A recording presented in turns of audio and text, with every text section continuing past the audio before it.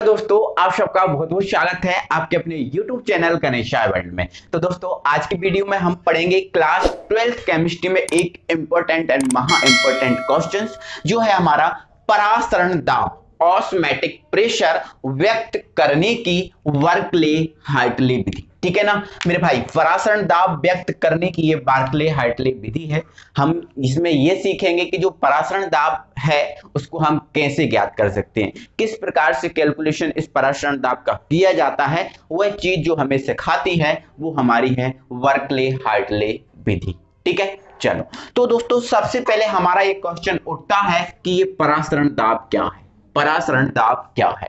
ठीक है, अब मेरे भाई परासरण जो होता है, केवल परासरण, परासरण मैंने आपको सिखा दिया है, परासरण मैंने आपको सिखा दिया है। परासरण क्या है मेरे भाई, ये एक क्रिया है। ठीक है, इसको मैंने पिछली वीडियो में ही आपको पढ़ाया था। परासरण क्या है, एक क्रिया है। पिछली वीडियो में आपको समझा दिया था, आप चैनल के प्लेलिस्ट में जाएं और इसको देख सकते हैं। ठीक है, अब हम समझ लेते हैं परासरण दाब, बाकी हम दोनों समझ लेंगे। ठीक है, हम दोस्तों इसके लिए समझने के लिए हम क्या कर रहे हैं, हमने क्या किया कि ये एक बड़ा पात्र ले लिया और इस बड़े पात्र में यहाँ पर दो बॉक्स हैं। ये आपका एक बॉक्स है, इसमें छोटे छोटे छिद्र हैं। ठीक है, जिस पर हमने क्या किया, यहाँ पर इस पर एक अर्ध पारगम झिल्ली को लपेट दिया। ठीक है, आप ये समझ लीजिए कि यहाँ पर जो है ना वो अर्ध पारगम झिल्ली लपेट दी है। और अर्ध पारगम झिल्ली को लपेट कर हमने क्या किया, इस वाले तरफ हमने भर दिया विलयन। यहाँ तर इस तरफ हमने क्या भर दिया, विलयन भर दिया है, और इस तरफ हमने भर दिया है विलायक। क्या भर दिया है, विलायक।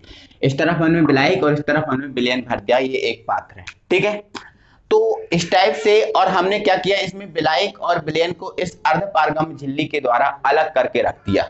इस अर्धपारगम झिल्ली की हेल्प ली और इन विलयन को और विलायक को हमने अलग करके रख दिया। ठीक है, तो मेरे भाई हम कुछ देर बाद देखेंगे, कुछ देर बाद लगभग 2 ही मिनट बाद, भरने के बाद 2 मिनट बाद हम देखेंगे कि जो विलायक है, इस विलायक के अणु इस विलयन की ओर आने लगेंगे। इस विलायक के अणु इस विलयन की ओर आने लगेंगे अपने आप ही। आपको इसमें कोई ऐसा नहीं करना कि आपको इसको यहाँ धकेलना है, ऐसा कुछ नहीं करना। आपको बस इस अर्धपारगम झिल्ली की हेल्प से इस विलायक और विलयन को अलग करना है। तो 2 मिनट बाद देखोगे कि विलायक के अणु विलयन की ओर आने लगेंगे। ठीक है, तो ये दोस्तों ये क्रिया है जिसके द्वारा विलायक के अणु विलयन की ओर आने लगे। यही क्रिया कहलाती है परासरण। क्या कहलाती है, परासरण। ठीक है, पूरी परिभाषा क्या हो जाएगी, जब विलायक को विलयन से अर्धपारगम झिल्ली द्वारा पृथक करके अलग करके रख दिया जाता है तो विलायक के अणु स्वतः ही विलयन की ओर जाने लगते हैं। इस क्रिया को हम बोलते हैं परासरण। अब तो ये हमने समझ लिया कि ये क्या है, परासरण। लेकिन मेरे भाई इस परासरण की क्रिया को रोकना है। अगर इस परासरण की क्रिया को हमें रोकना है तो इसके लिए हमें क्या करना होगा मेरे भाई, इस विलयन पर, क्या ये जो आपका विलयन है, इस विलयन पर हमें एक दाब लगाना पड़ेगा। इस परासरण की क्रिया को रोकना है तो हमें जो विलयन है इस विलयन पर एक दाब लगाना पड़ेगा। ठीक है, तो परासरण की क्रिया को रोकने के लिए हम जो दाब लगाएंगे वही दाब हमारा कहलाने लगेगा परासरण दाब। क्या बोला मैंने, जब विलायक को विलयन से अर्धपारगम झिल्ली द्वारा पृथक करके रख दिया जाता है तो परासरण की क्रिया प्रारंभ हो जाती है। इस परासरण की क्रिया को रोकने के लिए जो कम से कम, जैसा नहीं, ऐसा नहीं कि ज्यादा दाब नहीं, कम से कम दाब लगाया जाएगा, उस ही दाब को हम बोलेंगे परासरण दाब। शॉर्ट भाषा में हो जाएगा, परासरण को रोकने के लिए लगाया गया दाब परासरण दाब कहलाता है। क्लियर हुआ। अब ये जो परासरण दाब है, इस परासरण दाब को हम पाई से व्यक्त करते हैं मेरे भाई। किससे व्यक्त करते हैं, पाई से। ये पाई से परासरण दाब को व्यक्त किया जाता है। तो ये हमने समझ लिया कि परासरण दाब है, क्या है, परासरण को रोकने के लिए लगाया गया दाब परासरण दाब, जिसको हम पाई से व्यक्त करते हैं। अब ये चीज समझ लिया, परासरण दाब समझ लिया। अब परासरण दाब को हमें कैलकुलेट करना है बार्कले हार्टले विधि में। ठीक है, तो इसको हम समझेंगे। ठीक है, तो मेरे भाई परासरण दाब व्यक्त करने की यदि बार्कले हार्टले विधि को हम समझना चाहें तो मेरे भाई जो बार्कले हार्टले विधि होती है इसमें यह एक सरंध्र पात्र होता है। आपको ये जो दिख रहा है ना, ये एक सरंध्र पात्र। सरंध्र पात्र क्या होता है, सरंध्र पात्र एक ऐसा पात्र होता है जिसमें छोटे छोटे छिद्र। आपने बैंक में पार्क में गए होंगे, आपने वहां पर एक चेयर रखी देखी होंगी। वो चेयर ऐसी होती है जिसमें छोटे छोटे छिद्र होते हैं, छोटे छोटे छिद्र युक्त चेयर आपने देखी होगी। वो चेयर सरंध्र चेयर कहलाती है। सरंध्र का मतलब ही ये होता है जिसमें छोटे छोटे छिद्र हो। ठीक है, तो ये मेरे भाई हमने एक सरंध्र पात्र लिया है। सरंध्र पात्र क्यों? क्योंकि इसमें जो छोटे छोटे है ना, यहाँ पर क्या है, छिद्र है। ठीक है, इसलिए ये सरंध्र पात्र है। अब हमने क्या किया, जो छोटे छोटे छिद्र थे उन पर हमने क्या किया, अर्धपारगम झिल्ली को लपेट दिए। जो डॉट डॉट करके दिख रही है, ये आपकी एक अर्धपारगम झिल्ली है। ये जो आपका जो पात्र है, ये पात्र का नाम है सरंध्र पात्र। क्या है? सरंध्र पात्र।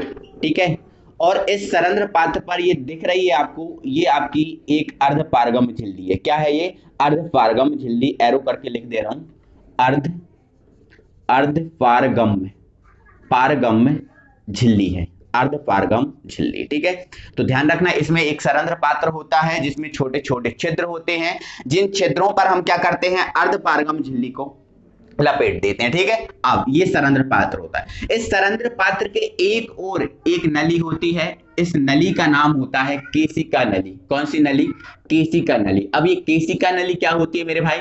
तो जो केशिका नली होती है मेरे भाई, ये एक पतली नली होती है। अगर आप पतली नली ले लेते हो तो उस पतली नली को आप केशिका नली बोल सकते हो। ठीक है, तो पतली नली हमारी केशिका नली होती है। ठीक है, एक और केशिका नली होती है, और जो दूसरी ओर होती है, दूसरी ओर हम ये टोंटीदार नली लगा देते हैं। क्या लगा देते हैं? टोंटीदार नली। तो ये जो आपकी टोंटी लगी हुई है, इसके लिए हम इसको बोल रहे हैं टोंटीदार नली।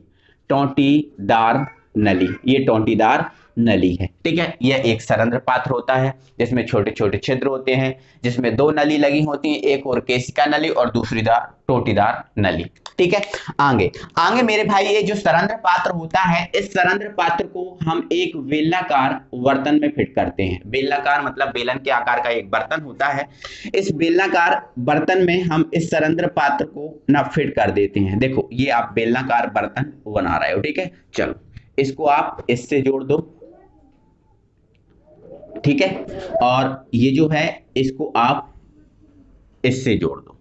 ठीक है, चलो ये हमारा ये बेलनाकार बर्तन जो है बड़ा आपको दिख रहा है, ये इधर से लेकर इधर तक, इस बेलनाकार बर्तन में अंदर हमने इस सरंध्र पात्र को फिट कर दिया। ठीक है, अब ये जो बेलनाकार बर्तन होता है, इस बेलनाकार बर्तन में भरा होता है विलयन। क्या भरा होता है? विलयन। ये भर दिया हमने विलयन। यहां पर भी क्या होगा? विलयन होगा। ठीक है, चलो विलयन होगा। ठीक है, हम डॉट डॉट करके इसमें दिखा भी दे रहे हैं। ठीक है, ये भरा हुआ है इसमें विलयन। क्लियर हुआ?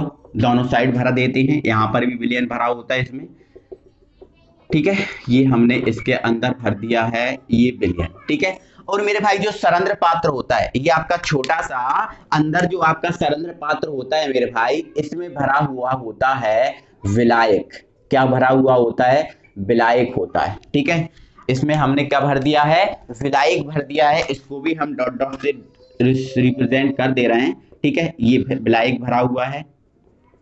ठीक है, चलो ये हमने विलायक भर दिया। ठीक है, और आपका मेरे भाई जो बड़ा पात्र होता है, जो बड़ा बेलनाकार बर्तन होता है, इस बेलनाकार बर्तन में एक दाब मापी लगा होता है। क्या लगा होता है? एक दाब मापी लगा होता है, और एक लगा होता है पिस्टन। तो यहां पर हम क्या कर रहे हैं? दाब मापी को और पिस्टन को लगा दे रहे हैं। ठीक है, ये हमने लगा दिया एक पिस्टन। पिस्टन क्या होता है? पिस्टन वो होता है जिसके थ्रू हम दाब लगाते हैं। तो ये जो पिस्टन है, ये पिस्टन है, ये आपका क्या है? पिस्टन है। ठीक है, इस पिस्टन के द्वारा हम क्या लगाएंगे? जो आपका विलयन है, इस विलयन पर दाब लगाएंगे। ठीक है, और वो दाब आपका परासरण दाब होगा। और वो दाब हम क्यों लगाएंगे? ताकि ये जो परासरण की क्रिया है वो रुक जाए। ठीक है, यहाँ पर एक लगा होता है पिस्टन, और यहाँ पर एक लगा होता है दाब मापी। अब ये दाब मापी क्यों लगाया जाता है? दाब मापी लगाया जाता है दाब को मापने के लिए। किसको? जो दाब है, उस दाब को देखो, पिस्टन द्वारा आप दाब लगाओगे और उस दाब को मापेंगे इसमें, क्योंकि इसमें लिखा जाएगा कि इतना दाब लगाए, 20 लगाया, 30 लगाए, कितना। ठीक है, तो ये आपका क्या है? दाब मापी। दाब मापी। क्लियर हुआ? ठीक है, तो ये मेरे भाई परासरण दाब व्यक्त करने की बर्कले हार्टले विधि का फुल डायग्राम है। इसको और मैं बना देता हूं यहां पर भी, क्योंकि यहां पर भी क्या भरा हुआ है, विलयन भरा हुआ है। ठीक है, और इसमें अभी जो विलयन भरा हुआ है वो यहां तक भरा हुआ है। ठीक है, क्लियर हुआ? ठीक है, यहां तक ये विलयन भरा हुआ है। यहां पर भी इसके थ्रू तो हम विलयन इसमें भरेंगे, तो यहां पर भी हम विलयन को, सॉरी विलायक को शो कर रहे हैं, क्योंकि विलायक को हम इसमें भरेंगे। क्लियर हुआ? ठीक है, तो ये हमारा परासरण दाब व्यक्त करने की बर्कले हार्टले विधि का फुल मेरे भाई डायग्राम हुआ है, जो आप हाई होप कि आपको समझ में आ गया होगा। इसमें क्या होता है, एक सरंध्र पात्र होता है, जल्दी जल्दी बता दे रहा हूं। एक सरंध्र पात्र होता है, ठीक है, जिसमें छोटे छोटे छिद्र होते हैं, जिस पर हम अर्धपारगम झिल्ली को लपेट देते हैं। इस सरंध्र पात्र में दो नलियां होती हैं, एक और केशिका नली होती है, दूसरी ओर टोटीदार नली होती है। इस सरंध्र पात्र को हम एक जो बड़ा बेलनाकार बर्तन होता है, इस बेलनाकार बर्तन में हम फिट कर देते हैं बीच में, जिस पर एक पिस्टन लगा होता है और एक दाबमापी लगा होता है। ये हमारा परासरण दाब व्यक्त करने की डायग्राम हो चुका है, कोई प्रॉब्लम नहीं है। तो मेरे भाई अब हम ना इसकी संरचना कंप्लीट करने वाले, क्योंकि आपको एग्जाम में क्वेश्चन आएगा तो ऐसा ही आएगा, परासरण दाब व्यक्त करने की बर्कले हार्टले विधि की संरचना कार्य विधि सहित चित्र बनाइए। तो आपको संरचना बताता हूं कि क्या बताता हूं, केवल संरचना। तो इसकी संरचना क्या है, जो मैंने आपको चित्र में समझाया वही संरचना है। क्लियर हुआ ना? संरचना आपको समझा दे रहा हूं। ठीक है, बर्कले हार्टले परासरण दाब व्यक्त करने की बर्कले हार्टले विधि में एक सरंध्र पात्र होता है, जिसमें छोटे छोटे छिद्र होते हैं, जिसमें छोटे छोटे छिद्र होते हैं, जिन पर कॉपर फेरोसाइनाइड की, मतलब ये जो अर्धपारगम झिल्ली होती है मेरे भाई, ये कॉपर फेरोसाइनाइड की होती है, CuFeCN का होल 6 कॉपर फेरोसाइनाइड की अर्धपारगम झिल्ली लपेट दी जाती है। इस सरंध्र पात्र में दो नलियां होती हैं, जिसमें एक और होती है टोटीदार नली और दूसरी ओर, सॉरी, एक और होती है कोशिका नली और दूसरी ओर होती है टोटीदार नली। इस सरंध्र पात्र को एक बेलनाकार बर्तन, ये जो आपका बेलनाकार बर्तन दिख रहा है, इसमें फिट कर दिया जाता है। बेलनाकार बर्तन में फिट कर दिया जाता है, जिसके ऊपरी सिरे पर एक पिस्टन और एक दाब मापी लगा होता है। पिस्टन और दाब मापी लगा होता है। ठीक है, क्लियर हुआ? संरचना में सिर्फ यही बताया जाता है कि इस डायग्राम में क्या क्या है, क्या इसके अलावा और भी कुछ है? नहीं। तो ये मेरे भाई इसकी संरचना। क्लियर हुआ?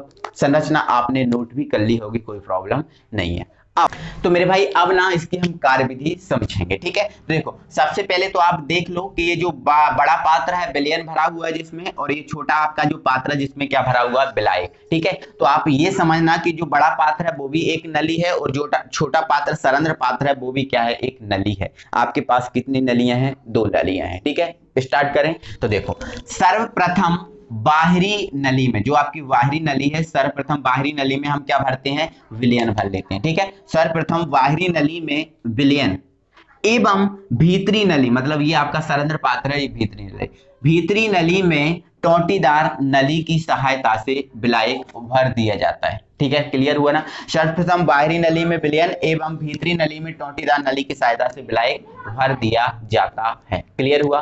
तब कुछ समय पश्चात आपको 2 मिनट ही छोड़ना है। क्यों छोड़ना है? देखो, क्योंकि इसमें विलयन भरा और उसमें विलायक भरा, और दोनों को हमने ये अर्धपारगम झिल्ली द्वारा लपेट कर पृथक कर दिया, अलग कर दिया। ठीक है, तब कुछ समय पश्चात परासरण की क्रिया प्रारंभ हो जाती है। बिल्कुल होगी, हो जाती है, तब परासरण की क्रिया प्रारंभ हो जाती है।